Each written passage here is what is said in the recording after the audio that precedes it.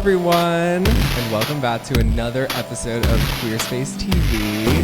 Here is the LA-based showcase, showcasing only the best of queer, POC, LGBTQIA art. While also celebrating the darker side of queer identity in the community and worldwide. We are your hosts, and tonight we have a super hot guest for y'all.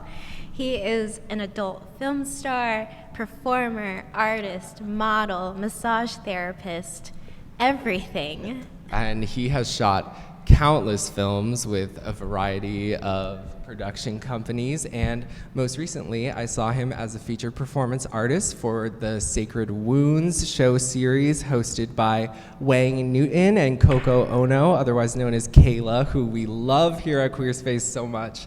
So please welcome Damien Dragon. Hi everybody. How are you? I'm great. Thank you for having me tonight. Thanks for joining us. I'm sure you've been working a lot during the pandemic, but I'm sure that that's also, had its, pitfalls. What are sort of the roadblocks that you've had to work through in doing what you do in a lockdown? Well, there's been ups and downs during the lockdown. Really, I have had a lot of time. I'm only at about 40% work capacity right now, but I've been able to really start expressing myself through a lot of performance videos lately, and doing a lot of photo work and online work as well. And I'm doing a lot of life drawing classes as well lately. You have a lot of different avenues in which you work. There's personal training, modeling, performance art. Which one do you identify with as like who you are, or is it just all of these things that you are? It really is all of the things that I am. Everything is very aesthetic driven. It's very self-care driven. Yeah.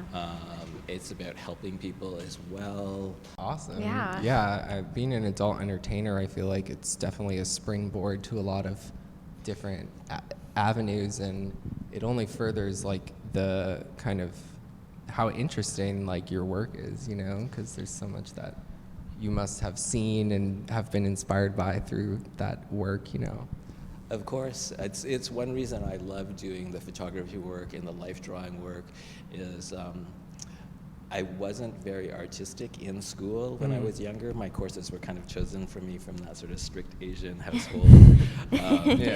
And I always wanted to do an arts program or a theater program or something like that. So I do all of this learning where I love creative people, and I love to talk to them and see what drives them, and then kind of take bits and pieces of their ideas and apply them to what I want to do, see if they work for me, and if they don't, sort of move on and see what does. Yeah, that's the great thing about being an artist. We're all sponges, and we're all just sponging up each other and just creating from our own, I guess, built up sponge, but we need each other to be able to do what we do and influence others to keep going. Of course, we need to inspire each other, definitely. Yeah. I like that you brought up that, you were on kind of a different trajectory in terms of what maybe your family wanted for you or whatever. And so around what time and how so did you kind of make that leap to just take control and just do what you want with your life, Oh man, it took me a long time. It wasn't that sort of transition when you're in university or college or high school or something like that. I was already out of post-secondary education, and I was working in a record store. I was managing it at the time. And that's when I really started appreciating literature, and then from literature I kind of branched into artwork and then photography work. At that period of time I started getting into modeling. I did a lot of print work and commercial work at that point in time, which evolved when I started getting more heavily tattooed into fetish work. And then because my tattoos had grown so extensively, it went into nude work as well, which transitioned into the adult work. So, you know, all of those sort of aesthetic images that sort of struck me during those periods of time sort of snowballed and grew and have led me towards what I'm doing at present. That's amazing. Like, are there any standout like pieces of art or literature that you saw where you're like, you know, just blew your mind? Let me see. The Diane Arbus exhibit Fuck yeah. that was at the SF MoMA when I was living in San Francisco was a huge standout for me, definitely. I'm trying to think what else there's been. There's been so many things. That's the one that really gets me though right now. Yeah. And so would you say that you enjoy art that kind of shows like the darker underbelly of society, maybe? Yeah, you know, it doesn't have to be anything like overly produced, but those images that capture that moment in time and that essence of an evening or an event or something like that that's never really repeated or replicated or anything like that. And it's really fascinating, and to be able to look back historically and see and try to put yourself in that position and imagine what was happening and all of those sort of things is a really amazing thing to me. Yeah, yeah, absolutely. That's awesome. So the record store you were working at, was that in the Bay Area? It was not. I'm Canadian originally, right. So I was living in Toronto at that time, where I lived most of my life, and I was working at HMV. It was like the British version of Tower Records. Oh, I see. Cool. Yeah. So it was a big multi-story record store. So, that's so which, cool. You know, over time faded into selling T-shirts and iPod docking stations and all of those sort of things, which is when all of the old guys that worked in the record store started leaving and finding other things to do. Yeah, for sure. Yeah, that's awesome. So it was kind of like a amoeba kind of situation. I don't know if it was as cool as Amoeba is. Oh, really? It was a safe record store. Exactly. It was a safe for work record store. Yeah. So we would love to touch more on your background in adult film. How did you make that decision to go into porn? And It's somewhat evolved naturally, you know, from modeling into getting tattooed, into the fetish world, into like all the fetish work in photos and everything like that. But I was dating a guy who was in porn, and he worked for Raging Stallion. And I was at one of the Raging Stallion parties over Folsom, and I got pulled up on stage and announced as one of their new models. Oh my God, you got scouted. That was kind of the start of it. And it wasn't that it was like just announced out of the blue. There had been talks about it beforehand, but nothing had like really firmed up, and I hadn't said yes, or we hadn't discussed anything. So it was still a surprise. It was still a surprise, definitely. And that was back in like 2009. Wow. So it's been a while. That wasn't my first adult film that I did, though. I did one the year before with Buck Angel. Oh, that's cool. And that was just, I don't know if it was via Facebook, or it must have been via Facebook. I answered somebody's like, looking for somebody to star in a movie with Buck Angel. Perfect. Oh my God, I love it. Which was kind of fun. And then after that, I did take off a period of time because I was in a relationship before I got back into it. And then over the past 3-4 years now, I've been working pretty nonstop. A lot of studio work to begin with. And now I'm just doing a lot of self-produced stuff. I find it a lot easier to work self-produced than with studio work. Studio work is really nice because it's slick, it gets your name out there and everything like that. But the self-produced work is a lot quicker to do, and you're choosing your scene partners and all of those sort of things. Yeah. So sometimes it can create a better chemistry on film. Well, so your first ever scene was with Buck Angel. It was. That's Yeah. pretty cool for your CV. And then my second scene was with Raging Stallion. Oh my god, your Nice. debut was just so big. It was just meant to happen, I think. Grace the world. Thank you, Buck Angel. It's interesting to think that I have fans. Yeah, like, It's really weird. yeah, like we really wanted to get into that too. That was one of the questions I really wanted to ask, was kind of like how your self-perception, like your self-esteem and all these things come into play when your image is so, out there. Like, has it been empowering? Have you found areas where it's, So a lot of what I do is an unconventional path to show other Asian men that we don't have to fit traditional beauty standards to be considered beautiful. I want other Asian men to believe that they can do the same things that I can, live their lives the way they want to, and not have to think about the perception that they have from other people. right? Especially within the gay community, definitely, It's very cisgendered, white male community. And they do uphold different beauty standards than other backgrounds, So Right.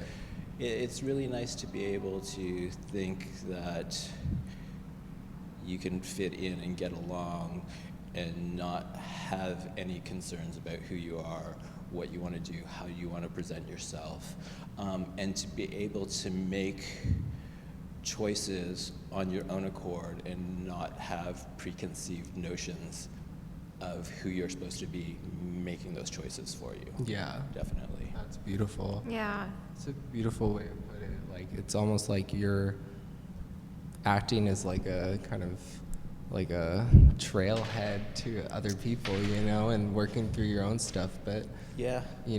like using your status to do something really good, that's awesome. It's definitely exactly what you said, working through my own shit. Yeah, I mean, I just assume because I know that us as art, that's what you do as an artist, We provide platforms for other people for authenticity, to show other Exactly. people it's possible to be authentic as fuck as you. Exactly. Yeah. Exactly. And I'm glad that I see the message getting out there, because I get a lot of messages from other queer Asian kids thanking me for doing what I'm doing and inspiring them. That's so cool. To Yeah. do what they want to do and not be sort of pigeonholed in one direction. What about like going back to the adult film life? Have you had any like crazy on-set experiences? It was really interesting, my first experiences. Working with Buck Angel was really, really easy. It was a very natural process. We spent like 2 days filming, but there was also like trips to tattoo studios and then out for lunch and things like Cool. that. So it was really interesting that way. The second, working with Raging Stallion, was going in completely green to such a big studio and not knowing anything about the process that they went through to set up. And I felt uncomfortable in my newness to the situation, Yeah. definitely. And I don't know if it showed in the performance itself, but it felt like it did to me during the performance. Yeah. Luckily, everything after that point, over the past 3 or 4 years, has been really, really smooth sailing. Some studio scenes take a really long time, like a 4 to 6 hour shoot for a 20-minute scene, and there's stops and starts. So for photos and breaks and things like this, which really kind of kill the momentum of the scene, as compared to now working a lot with self-produced, where it's like 30 to 45 minutes, I have 2 parts done, I have a promo, I have stills, and I have about 2 weeks of content to post after that. Amazing. Genius. So. Yeah, you can like streamline everything and manage everything better. Exactly. That's awesome. Yeah. So are you doing like OnlyFans, just for fans, everything? OnlyFans and just for fans. Let's get the plug. I know. OnlyFans and just for fans. Damian Dragon. Yes, like yeah. it. Let's put it right here in big red letters. And there's several other sites that are up and running there, but I haven't joined them.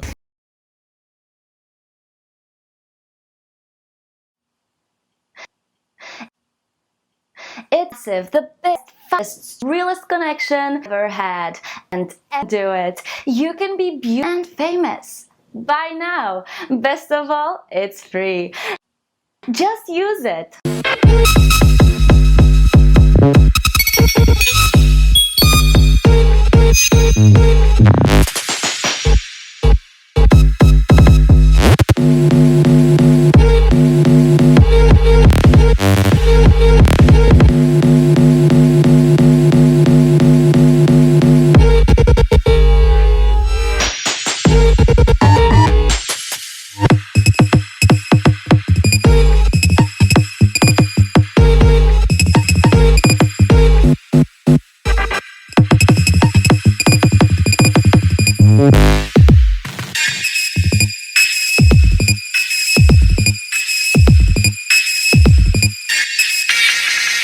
Why won't you use it? Like us, follow us, and share us now before this offer ends and it's too late.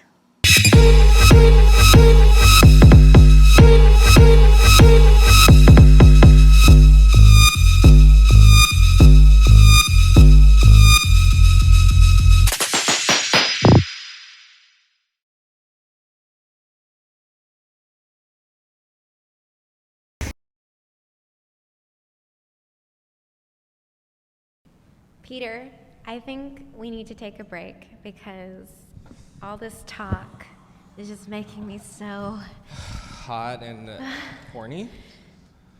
Yeah. Perfect, because that's exactly what we're going for in this episode. And before we get back to the show with the beautiful Damien Dragon, we would love to introduce someone to everyone watching who is probably feeling hornier than you are right now. So let's take a second to call our very own OnlyFans consultant, Miss Nastya Valentine. Here we go. Hey! Hello. Hi, beautiful. How are you? Oh my god, I love your fuzzy ears. So cute. I've been a good kitty. Oh, yeah? Meow. Here's Damien. Damien, meet Nastya. How are you? I'm great, thank you. It's great to meet you. But Great to meet you. it's too, like, thank God you're not physically here because it might just, like, explode because it's, like, two OnlyFans titans in the same room. Like, this is just... So, Nastya, as we know, you are part of the top 2% of creators on OnlyFans. How the fuck do you feel to be at the top of the game? You know? Honestly, it's a little bit unreal because I feel like I had the odds all stacked against me and I'm totally like an underdog. So to me, it's like if I've made it this far and if I can continue to have success doing what I do and honestly just being myself, then I think anyone can. Like, there's the market Absolutely. for anyone. Yes. Yeah, that's what Damien was saying too, because you know, Damien was saying how he is using his platform to help empower other Asian men in the, you know, sex work industry. So that's similar to what you're saying, that fuck it, you know, like you can do whatever you want with life, and yeah. Hell yeah. Inspire the fucking weirdos who are like, oh, well, I don't have like big boobs or I'm not like super like attractive 10. You're an attractive 10, but in like a different way, you know what I mean? Exactly. It's like everyone has their own like beautiful. Yes. As cheesy as that sounds. So, you want to tell us a little bit about the outfit you're wearing? Oh, this whole thing. I was kind of inspired by Velma from Scooby-Doo. Oh, yes. Little glasses. Oh, Cute. Jinkies. That is so hot. I love it. Like a hot and juicy Velma, like a cartoon character. Oh my God, I love a juicy Velma. Well, I'm assuming everyone's seen the live action version of Scooby-Doo, which is very risque, if you ask me. It's like, should be like rated X by Raging Stallion. We, being, such a OnlyFans queen and being at the top of the game, you must get some pretty crazy comments from your subscribers. So we were interested if you wanted to share some of the, more interesting things you've heard. Totally. This is gonna make my glasses fog up, so I'm taking them off. Okay. But that really stands out in my mind. And when I first got it, I was like, what the fuck? But it turns out that it's kind of like a normal thing in certain niche communities. Well, there was this one guy who was like really attracted to giant women. Like his fetish was like giantesses. And Yeah. he was like, I would love for you to make me a video where you like drink a potion and suddenly you're 50 feet tall and you enjoy crushing little men and you talk in detail about how you crush me and it makes you horny as fuck. And I'm like, yeah, I'll do it. That's like definitely like one of the more interesting requests. Yeah. And I just think so much because someone else requested something similar. He was like, I think you'd be hot if you were 7 feet tall and you would like, use me as like a human chair or something. I think if we ever get you on the show, you could like get that guy out and we won't even need a chair for you. You can just sit on the guy. True. Human furniture is the way to go. Next episode. Yeah. So we've also seen Nastya or at least I've seen on Instagram, a couple stories where you've had sugar daddies buy you things. I'd love to have a sugar daddy show and tell with you. Is there anything you can show us that you received recently that you can talk about? Yes. That's been like honestly like the greatest thing. Not because I'm just like a super shallow bitch, but like my parents were in club as a kid, so it's like great to receive gifts. But I get a lot of Pokemon. Oh, That is shit. so cute. Amazing. Love it. Oh. This whole trio was gifted to me. Wow. Wow. Like, if you're a Pokemon collector, these are pretty expensive. Oh, yeah? Weird nerds who subscribe, but I love them. I love horny nerds. I love my subscribers a lot. And someone even got me a drum machine. What? Oh my God. Wait, that's sick. That is so That's dope. sick. Okay, I need an OnlyFans Yeah. stat. Amazing. That is amazing. Because I make music too, as I make like the horny tracks. And it's like, I've noticed that you've been a little bit like depressed and uninspired and like suffering from some burnout. So I'd like to help you maybe get some of your inspo back. And I'm like, that's actually really sweet. Like that's very wholesome. Yeah, it is. How thoughtful. That's really great. Seriously, it's really thoughtful. I'm like, the gods must be crazy. Oh yeah. Well, is there anything else you'd like to share with us?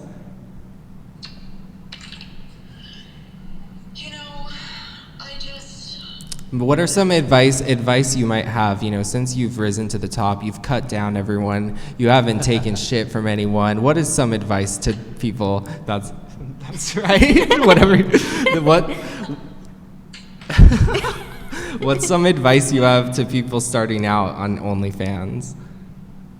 Well, it took me a long time to rise and get to where I am now. I would say it took at least 6 months to get a following and whatnot. But I think just be yourself. If you want to start out and you feel the calling, truly just go balls out. But also don't be afraid to do self-care and care for yourself and take breaks, because it might sound it's such an easy job. You just get sexy and get naked and get money, but it's is so much more than that. I think psychologically it's so much more beyond that, and it can be difficult. Like, I think, well, I'm 28, and if I did this when I was like 18, as a lot of young girls are doing, I would have just kind of had a breakdown. But that's just me personally. Totally. I take your mental health. Absolutely. Fuck yeah. Awesome. Fuck yeah, that's so good. Yeah. Well, I thank you so much for calling into the show. This was such a treat, and everyone follow Nastya Valentine and Nastya Valentine on OnlyFans and on Instagram, and say goodbye to Damien, you fellow OnlyFans royalty. Bye. Have a good night, honey. Love you. Ooh, well, that was amazing from Nastya. And look, it's getting so hot in here that the set is falling over, and the heart is just. We have two amazing heartbreakers in the house, and I think that ours just got broken.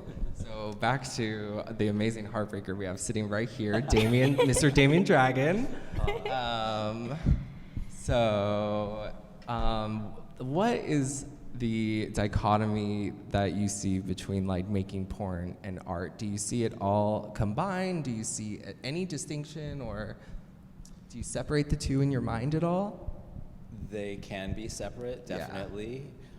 But in my mind, where I want to see the work that I do progress would be that intersection between art and porn. Right. Definitely. Yeah, and it must have been like really awesome performing with the Sacred Wounds series. I was amazing. Yeah, I was really happy that they asked me to perform at the second Sacred Wounds Dragoness. It was just really exciting to be invited into another group of queer Asians, Right. which was predominantly female-based at that point in time, and I was the first male performer. And then to be asked back the next time as well. I took the last one off, and I'm working on something for their show in April right now. Yeah. That's amazing. Very cool. Yeah. But that's the perfect example of where that art and porn intersection happens. Yeah, that's amazing. I'm so happy you are a part of that. And yeah, Sacred Wounds is like a really cool series, and it was truly such a cool thing to watch, not just your performance, but just the collection that Kayla and Wayne have put together. They have an amazing group of performers, definitely. Yeah. So this is a good segue to go into our quick answer segment for you. Amazing. Called Dead or Alive. Are you ready? I'm ready. Food or alcohol? Food, Dom or sub? Dom, Leather, lace? leather. Tattoos or piercings? That's a really tough one, but I think tattoos. Obviously. In-N-Out or Five Guys? I've never had either. Fuck. Okay, burgers or pizza? Burgers. I'm going to say it even though you erased it. Taco or burrito? It would be a burrito. Okay. Perfect. Good to know. Porn, how about this, porn or art? The intersection of? Gotta kill one. Thems are not the rules. Okay. No, it's okay. No. Oh my I know, that's a hard That's one. a really tough one. I would keep art and kill porn. I agree with that. Yeah. I agree with that. Art is such a true expression of It is. your vulnerability, you know? If 2020 was a friend of yours, what advice would you give them? We're talking about the year 2020. Not the show. Oh, wow. If the year 2020 was my friend, what advice would I give it? Patience. Thoughtfulness, introspection, growth. Yeah. I think those are all good things to bring up from this past year and what we need to pull from this year and steer clear of the sort of negative aspects, definitely. Yeah, because there's been a lot of tragedy, a lot of uprising, I mean, naturally, and I feel like we've been gifted this time also to self-reflect and to be introspective and kind of, take smaller, slower steps towards progression in our lives, and just thinking of, being able to think about what we can do to make things better and to progress things in our own lives as well in other people's lives as well. Of course. So definitely. that's a really positive note. I love leaving things on positive notes like that. That's right. That the growth and everything, it's like in such a time of crisis, it's so important to look for like the lessons and everything, and to see how we can practice our resilience and adapt and grow as artists and people. So Love it. God, I'm so positive here. I love it. Well, Damien, thank you so much for doing this. Thank you. Such a pleasure. It was Thank awesome. you so much. Yeah, everyone be sure to follow Damien Dragon on IG, Damien X Dragon, and OnlyFans, Just for Fans. You got it all. Yep. Yeah. And if you like our videos, please subscribe, hit the button, and you can follow us on Queerspace TV, on IG at Queerspace Party, and right here on YouTube with new episodes airing every other Monday at 1 p.m. Pacific Standard Time. Until next time, thank you for watching another episode of Queerspace Queerspace TV.